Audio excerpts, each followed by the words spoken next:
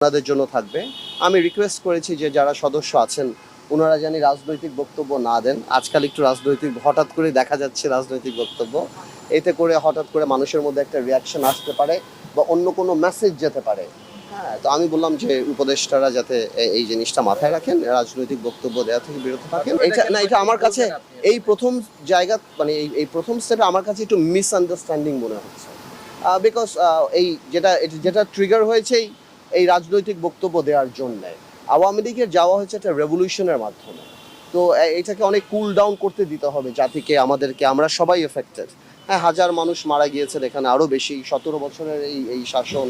তা আমার মনে হয় যে এই জন্যই আমি বলছি যে উপদেষ্টারা যারা আছেন ওনারা যদি রাজনৈতিক বক্তব্য দেওয়াটা থেকে বিরত থাকেন তাহলে আমার মনে হয় যে এই কনফিউশনটা আসলে ক্রিয়েট হবে না। বা একজন কথা বলে একটা স্পোকসম্যান থাকলে আমার মনে হয় না, এইগুলি এখন টু আর্লি টু সে, কাউকে ফিরিয়ে আনার ব্যাপার কাউকে না।